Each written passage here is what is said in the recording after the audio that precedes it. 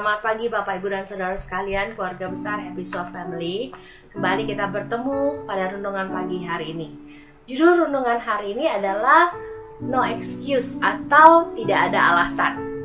Mari kita baca firman Tuhan yang diambil dari Matius 22 ayat 1-14. Dengan perikop perumpamaan tentang perjamuan kawin. Lalu Yesus berbicara pula dalam perumpamaan kepada mereka, hal kerajaan sorga seumpama seorang raja yang mengadakan perjamuan kawin untuk anaknya.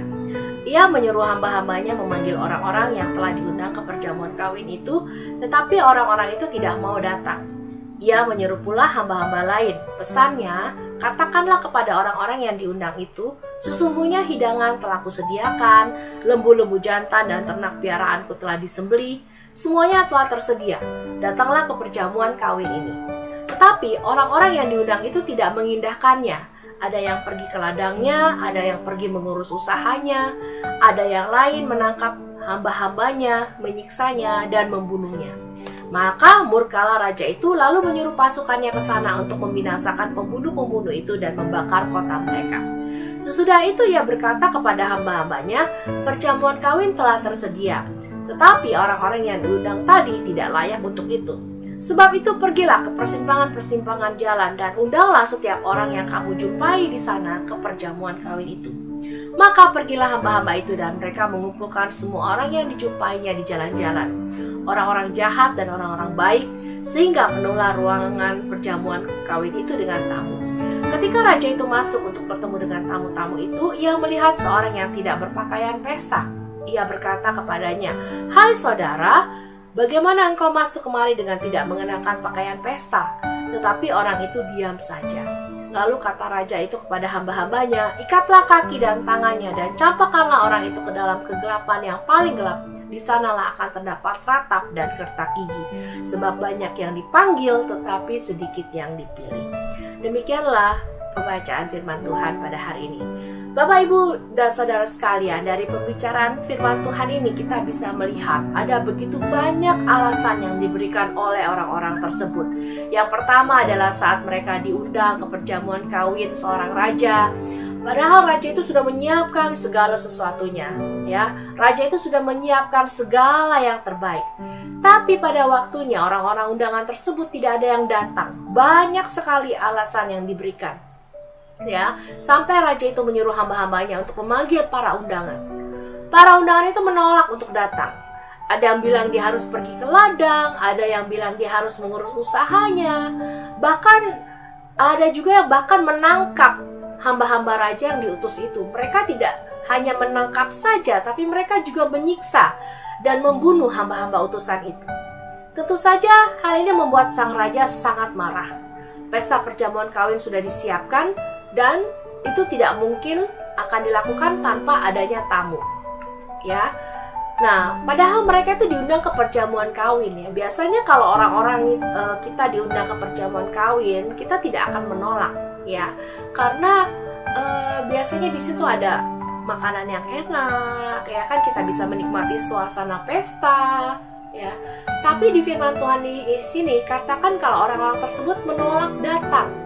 Bahkan mereka menyakiti hamba-hamba yang diutus untuk memanggil mereka datang ke perjamuan kawin tersebut. Hal ini menunjukkan kalau orang-orang yang diundang itu tidak menghormati sang raja yang sudah mengundang mereka. Mereka juga menganggap remeh undangan sang raja. Mereka tidak menghargainya. Mereka memberikan macam-macam alasan untuk membenarkan tindakan mereka sendiri. Dan menganggap alasan mereka itu lebih penting ketimbang menyempatkan menyempatkan waktu untuk memenuhi undangan sang raja. Padahal yang mengundang mereka itu adalah seorang raja, seorang yang seharusnya mereka hormati, mereka hargai, tapi mereka malah berani menolak undangan sang raja. Lalu, apa yang raja itu lakukan? Di ayat 9 dikatakan, sebab itu pergilah ke persimpangan-persimpangan jalan dan undanglah setiap orang yang kamu jumpai di sana ke perjamuan kawin itu. Maka pergilah hamba-hamba itu dan mereka mengumpulkan semua orang yang dijumpainya di jalan-jalan, baik orang jahat, baik orang baik, sehingga penuhlah ruangan perjamuan kawin itu dengan tamu. Saudara yang terkasih dalam Tuhan Yesus, arti dari perumpamaan ini adalah keselamatan yang ditolak oleh bangsa Israel, yaitu mereka para undangan yang tidak mau datang menghadiri pesta perjamuan kawin. Tuhan sudah mengirimkan nabi-nabinya untuk menyadarkan mereka, tetapi mereka menolak, bahkan mereka menyiksa dan membunuh nabi-nabi tersebut. Tapi karena mereka menolak, maka anugerah keselamatan diberikan kepada bangsa-bangsa lain, termasuk kita, orang-orang yang ada di jalanan yang tidak masuk hitungan. Tetapi anugerah itu diberikan kepada kita. Nah, saat kita menerima anugerah keselamatan itu, kita menyadari bahwa sebetulnya diri kita tidak layak untuk mendapat anugerah itu. Tapi anugerah itu telah diberikan kepada kita melalui darah Yesus yang mahal. Kita yang tadinya terpisah dari Allah, termasuk dalam kumpulan orang-orang yang seharusnya dibinasakan, tetapi kita diangkat oleh Tuhan, kita dipulihkan, kita dilayakkan oleh darahnya yang kudus. Tapi sama seperti perumpamaan tersebut, masih banyak orang yang tidak mau hidup sungguh-sungguh bagi Tuhan dengan berbagai alasan. Mereka menolak anugerah hidup kekal dengan macam-macam alasan yang dicari-cari. Juga dalam pelayanan, kadang kita juga memberikan macam-macam alasan saat kita sedang tidak ingin melayani. Kalau dalam kondisi hati yang baik, baru kita menggebu-gebu dalam pelayanan, apapun akan kita lakukan. Tapi kalau ada sentilan sedikit saja, gesekan-gesekan, langsung ngambek, tersinggung, menyalahkan Tuhan, mundur dari pelayanan. Tidak mau dinasehati, tidak mau ditegur, menganggap diri benar. Saat menghadapi persoalan hidup, tunggu dulu Tuhan. Saya nggak pelayanan dulu ya, sampai masalah saya selesai. Saat sedang menghadapi masalah, Tuhan saya janji kalau Tuhan tolong saya akan melayani Engkau. Nah itu saya, ya. Saya dulu seperti itu. Saya janji sama Tuhan, Tuhan kalau Tuhan menolong saya janji akan melayani Tuhan. Tapi kenyataannya setelah Tuhan menolong saya lupa dengan janji saya. Saudara, saat saya membawakan renungan ini, bukan berarti saya sendiri sudah sempurna. Firman Tuhan itu adalah pedang bermata dua, terutama untuk saya sendiri yang membawakan dan untuk saudara. Saya sendiri masih harus belajar banyak, dan firman Tuhan ini mengajar dan menguatkan saya untuk tidak memberikan alasan apapun, terutama dalam melakukan pelayanan. Jangan sampai kita memberikan alasan untuk tidak melakukan pelayanan karena masalah dalam hidup kita. Ya, karena masalah dalam hidup kita ini tidak akan pernah selesai. Masalah hidup baru selesai kalau kita sudah dipanggil pulang ke rumah Bapa di surga. Tapi apa kita mau menunggu sampai kita dipanggil pulang dulu? Tentu tidak kan? Karena itu mari kita manfaatkan kesempatan yang diberikan Tuhan. Selama kita masih hidup, masih dapat bergerak, sehat, alangkah indahnya kalau kita melayani Tuhan. Saudara, Tuhan itu sangat baik, amat sangat baik, dan Tuhan juga sangat luar biasa sabar. Kalau Tuhan tidak sabar, tidak mau memberikan kita kesempatan untuk sungguh-sungguh hidup dalam Dia, maka otomatis neraka akan penuh sesak dan surga akan kosong. Karena itu, kita harus menghargai kasih setia dan kebaikan Tuhan dalam hidup kita. Selama masih ada waktu, selama masih ada kesempatan, selama kita masih kuat, selama kita masih sehat, mari kita melayani Tuhan dengan sepenuh hati kita. Jangan biarkan alasan-alasan apapun menghalangi pelayanan kita. Keluarga, anak, suami atau istri, kesehatan, keuangan, rumah jauh, sibuk, dan sebagainya. Manusia punya 1001 macam alasan. Tapi puji Tuhan, Tuhan tidak pernah beralasan dalam menolong kita. Karena Tuhan kita itu setia, Tuhan kita itu baik, sungguh amat sangat baik.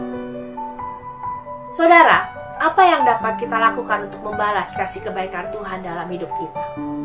Tidak ada Bapak Ibu Saudara. Karena kita tidak akan pernah bisa membalas segala kebaikan Tuhan dalam hidup kita. Karena apapun yang kita miliki, itu semua bukan milik kita. Tidak ada satupun yang bisa kita klaim sebagai milik kita, karena semua itu berasal dari Tuhan. Apakah saudara setuju dengan saya? Sekarang, kalau seandainya situasinya dibalik, apa jadinya kalau saat harus minum cawan yang diberikan Allah Bapa, Tuhan Yesus menolak meminumnya dengan berbagai alasan? Apa jadinya kalau Tuhan Yesus menolak memanggul salibnya? Apa jadinya kalau Tuhan menolak disalib dengan berbagai alasan? Maka yang terjadi adalah penyalipan itu tidak akan pernah ada. Dan kalau penyalipan itu tidak pernah ada, maka berarti sampai sekarang kita masih ada dalam kegelapan. Kita masih dirantai dengan dosa. Tidak ada harapan untuk selamat. Kita tinggal menunggu hukuman kekal selama-lamanya. Tapi puji Tuhan, saat itu Tuhan tidak menolak minum cawan yang diberikan Bapaknya. Tuhan tidak memberikan alasan apapun. Ia tahu pasti bahwa tujuannya datang ke dunia ini hanya untuk mati, untuk menebus dosa manusia. Dan ia melakukannya dengan taat. Yeremia 5 ayat 37 mengatakan, dia dianiaya, tetapi dia membiarkan dirinya ditindas dan tidak membuka mulutnya seperti anak domba yang dibawa ke pembantaian, seperti induk domba yang keluh di depan orang-orang yang menggunting bulunya, ia tidak membuka mulutnya. Bapak, Ibu, dan saudara sekalian, kalau saat ini Bapak, Ibu, dan saudara sekalian berada dalam pelayanan, mengucap syukurlah. Karena kita diberikan kesempatan yang luar biasa untuk melayani Allah di atas segala Allah, Tuhan di atas segala Tuhan, pencipta alam semesta ini. Mari kita sama-sama belajar untuk melakukan pelayanan kita dengan sungguh-sungguh. Saudara, suatu hari saya sampai pada pemikiran seperti ini. Ya. Tuhan tidak pernah memberikan macam-macam alasan untuk memberkati kita. Tuhan tidak pernah memberikan macam-macam alasan untuk menolong kita. Tuhan tidak pernah memberikan macam-macam alasan untuk menyembuhkan kita. Tuhan juga tidak pernah memberikan macam-macam alasan untuk memulihkan kita. Kita melayani Tuhan karena kita tahu kita tidak dapat membalas kasih-Nya kepada kita. Kita melakukan pelayanan hanya untuk Tuhan. Kita melakukannya bukan untuk Bapak Ibu Gembala, bukan untuk menyenangkan orang lain. Tapi mari kita melakukannya hanya untuk Tuhan. Seperti yang dikatakan dalam Kolose 3 ayat 23, apapun juga yang kamu perbuat, perbuatlah dengan segenap hatimu seperti untuk Tuhan dan bukan untuk manusia. Jangan pernah memberikan alasan apapun untuk tidak melakukan pelayanan yang sudah dipercayakan kepada kita. Mari kita berdoa. Bapa yang baik, kami sungguh mengucap syukur Tuhan karena Engkau tidak pernah memberikan alasan apapun saat Engkau mau menolong kami, saat Engkau memulihkan kami, saat Engkau beserta dengan kami. Engkau tidak pernah memberikan alasan apapun. Engkau selalu ada pada kami. Telingamu selalu siap mendengar segala keluhan, teriakan kami minta tolong. Tanganmu tidak kurang panjang untuk menolong kami, Tuhan. Engkau selalu ada beserta kami. Kapanpun kami membutuhkanmu, Engkau selalu ada buat kami, Tuhan. Engkau tidak pernah memberikan alasan apapun untuk kami, Tuhan. Saat ini, Bapa yang baik, kami mau belajar, Tuhan, untuk tidak memberikan alasan apapun, terutama dalam melakukan pelayanan kami, terutama saat kami menyerahkan seluruh kehidupan kami. Tuhan, kami serahkan kehidupan kami seluruhnya ke dalam tangan-Mu. Tubuh, jiwa, roh kami, pikiran kami, segenap tenaga kami, waktu kami, uang kami, semua yang kami miliki, kami serahkan kepada-Mu. Karena Engkaulah pemilik sejati dari semua itu. Kami gak punya apa-apa, Tuhan, yang bisa kami banggakan. Kami hanya punya hati kami yang mau kami berikan sebagai satu persembahan yang hidup, kudus, dan berkenan kepadamu. Kami mau belajar memberikan yang terbaik buat Engkau, Tuhan. Tidak ada alasan apapun pada saat kami melakukan pelayanan kami. Kami hanya mau melakukannya untuk Engkau. Ajar kami hanya untuk memandang Engkau saja, Tuhan. Hanya untuk fokus padamu, Tuhan. Sehingga kami tidak peduli apabila ada guncingan-guncingan, apabila ada omongan-omongan, apabila ada apapun juga yang bisa menyakiti hati kami. Kami tidak akan memperdulikan semua itu. Tidak ada alasan untuk tidak melakukan pelayanan kami. Karena kami melakukannya hanya untuk Engkau. Terima kasih Tuhan Yesus buat firman-Mu yang menguatkan kami, yang mengingatkan kami pada hari ini. Ajar kami Tuhan untuk tidak memberikan alasan apapun kepada Engkau. Karena Engkau sudah lebih dulu tidak memberikan alasan apapun kepada kami. Di dalam nama Tuhan Yesus kami berdoa dan mengucap syukur. Amin.